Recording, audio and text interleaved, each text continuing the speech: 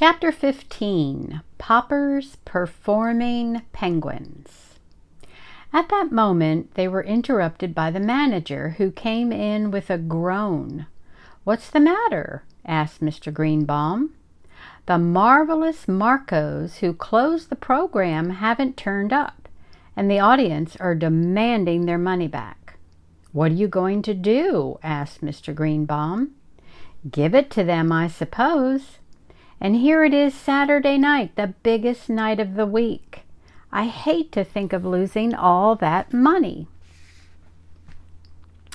"I have an idea," said Mrs. Popper. "Maybe you won't have to lose it. As long as it's the end of the program, why don't we just have the penguins rehearse in there on a real stage? We'd have more room, and I think the audience would enjoy it." "All right," said the manager. "Let's try it." So the penguins had their first rehearsal on a real stage. The manager stepped out on the stage. "Ladies and gentlemen," he said, raising his hand, "with your kind indulgence, we are going to try out a little novelty number tonight.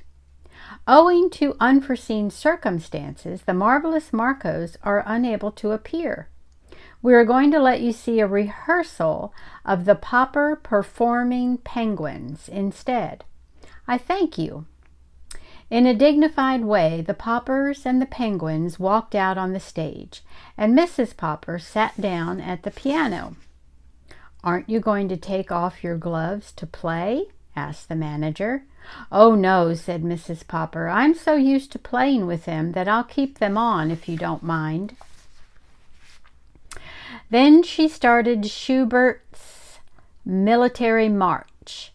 The penguins began to drill very nicely, wheeling and changing their formations with great precision, until Mrs. Popper stopped playing in the middle of the piece. The audience clapped vigorously. "There's more to it," explained Mrs. Popper, half to the manager and half to the audience, "where they form in a hollow square and march in that formation. It's so late, we'll skip that tonight and jump to the second part." "You're sure you don't want to take your gloves off, madam?" asked the manager. Mrs. Popper smilingly shook her head and began the Merry Widow Waltz. 10 of the penguins now formed in a semicircle as Nelson and Columbus in their midst put on a wild sparring contest.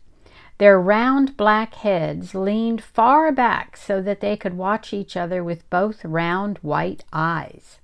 "Gork," said Nelson, punching Columbus in the stomach with his right flipper and then trying to push him over with his left flipper. "Gaw," said Columbus, going into a clinch and hanging his head over Nelson's shoulder as he tried to punch him in the back. "Hey, no fair," said the manager. Columbus and Nelson broke loose as the other 10 penguins, looking on, applauded with their flippers. Columbus now sparred politely with Nelson until Nelson hit him on the eye, whereupon Columbus retreated with a loud "Ork!" The other penguins began to clap, and the audience joined them. As Mrs. Popper finished the waltz, both Nelson and Columbus stopped fighting, put down their flippers, and stood still, facing each other. "Which bird won? Who's ahead?" shouted the audience. "Gook," said all the 10 penguins in the semicircle. This must have meant "look," for Nelson turned to look at them, and Columbus immediately punched him in the stomach with one flipper and knocked him down with the other. Nelson lay there with his eyes closed. Columbus then counted 10 over the prostrate Nelson, and again the 10 other penguins applauded. "That's part of the act," explained Janey. "The other penguins all like Columbus to win, and so they all say 'Gook' at the end. That always makes Nelson look away, so Columbus can sock him good." Nelson now rose to his feet, and all the penguins formed in a row and bowed to the manager. "Thank you," said the manager, bowing back. "Now comes part 3, said Mr. Popper. "Oh, Papa," said Mrs. Popper, "you forgot to bring the 2 painting step ladders and the board." "That's all right," said the manager. "I'll get the stage hands to bring some." In no time at all, a pair of ladders and a board were brought in, and Mr. Popper and the children showed them how the ladders had to be set up, with the board resting on top. Then Mrs. Popper began playing the pretty descriptive piece, "By the Brook." At this point in the act, the penguins always forgot their discipline and got dreadfully excited. They would all begin shoving at once to see which could be the first to climb the ladders. However, the children had always told Mr. Popper that the act was all the funnier for all this pushing and scrambling, and Mr. Popper supposed it was. So now, with a great deal of squawking, the penguins fought and climbed the ladders and ran across the board in complete confusion, often knocking each other entirely off to the floor below, and then hurrying to toboggan down the other ladder and knock off any penguins who were trying to climb up there. This part of the act was very wild and noisy in spite of Mrs. Popper's delicate music. The manager and the audience were all holding their sides, laughing. At last, Mrs. Popper got to the end of the music and took off her gloves. "You'll have to get those ladders off the stage, or I'll never get these birds under control," said Mr. Popper. The curtain is supposed to fall at this point. So the manager gave the signal for the curtain to go down, and the audience stood up and cheered. When the ladders had been taken away, the manager had 12 ice cream cones brought in for the penguins. Then Janie and Bill began to cry, so the manager ordered several more, and everyone had one. Mr. Greenbaum was the first to congratulate the Poppers. "I don't mind telling you, Mr. Popper, that I think you've got something absolutely unique in those birds. Your act is a sensation. And the way you helped out my friend, the manager here, shows that you're real troopers, the kind we need in the show business. I'd like to predict that your penguins will soon be packing the biggest theaters from Oregon to Maine. And now, to come to terms, Mr. Popper," he continued, "how about a 10-week contract at $5,000 a week?" "Is that all right, Mama?" asked Mr. Popper. "Yes, that's very satisfactory," answered Mrs. Popper. "Well then," said Mr. Greenbaum, "just sign these papers and be ready to open next Thursday in Seattle." "And thanks again," said the manager. "Would you mind putting on your gloves again for just a minute, Mrs. Popper? I'd like you to start playing that military march again and let the penguins parade for a minute. I want to get my ushers in here to look at those birds. It would be a lesson to them." Chapter 16. On the Road. During the next day, there was much to be done at 432 Proudfoot Avenue. There were new clothes to buy for all of them, and the old ones to pack away in mothballs. Then Mrs. Popper had to scrub and polish and straighten the whole place, for she was much too good a housekeeper to leave everything at 6s and 7s while the Poppers were away. Mr. Greenbaum sent them their first week's pay in advance.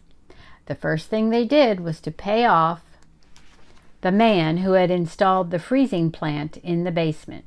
He had been getting rather uneasy about his money, and after all, without him they could never have trained the penguins.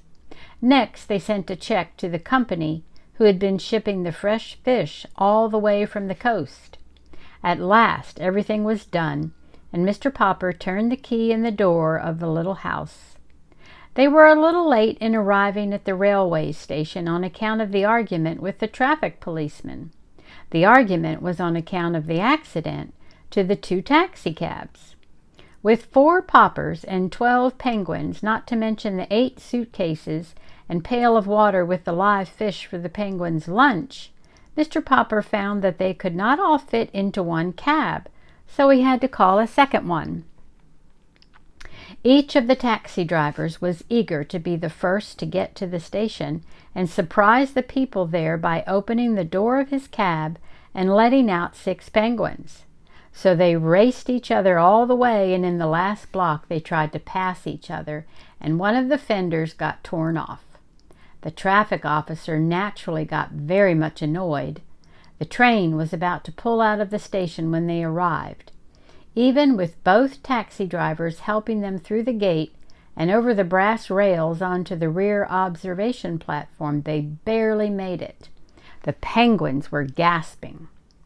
It had been decided that Mr. Popper should ride in the baggage car with the penguins to keep them from getting nervous, while Mrs. Popper and the children should ride in one of the Pullmans.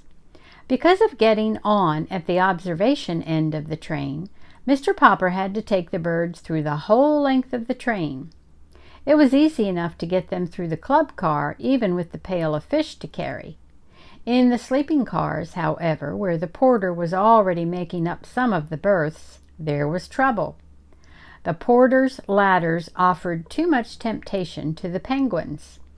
There were a dozen happy orks from a dozen ecstatic beaks. Popper's performing penguins, completely forgetting their discipline, fought to climb the ladders and get into the upper berths. Poor Mr. Popper. One old lady screamed that she was going to get off the train whether it was going 90 miles an hour or not. A gentleman wearing a clergyman's collar suggested opening a window so that the penguins could jump out. Two porters tried to shoo the birds out of the berths. Finally, the conductor and the brakeman with a lantern came to the rescue. It was quite a while before Mr. Popper got his pets safely into the baggage car. Mrs. Popper worried a little at the start over the idea of having Janie and Bill miss 10 weeks of school while they were on the road, though the children did not seem to mind. "And you must remember, my love," said Mr. Popper, who had never before been out of Stillwater, in spite of his dreams of distant countries, that travel is very broadening.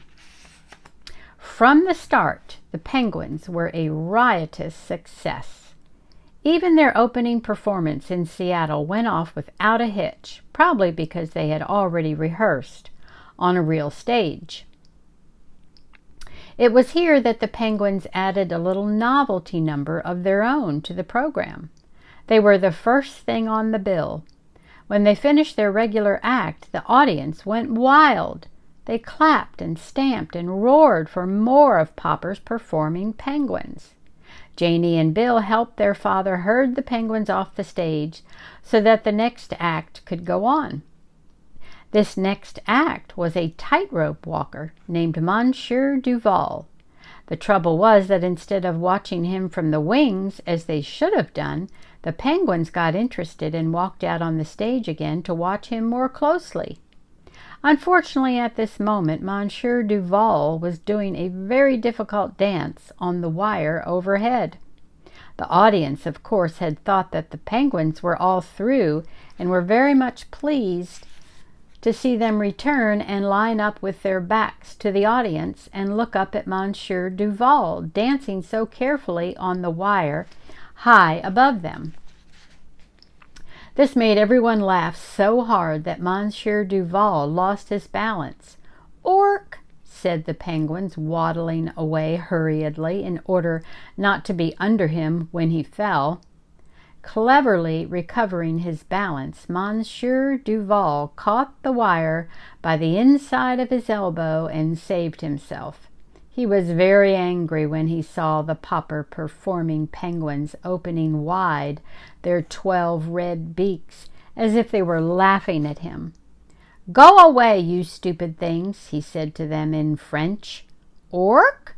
said the penguins, pretending not to understand and making remarks to each other in penguin language about Monsieur Duval. And whenever they appeared, the more they interfered with the other acts on the program, the better the audiences liked them. Until next time, love you.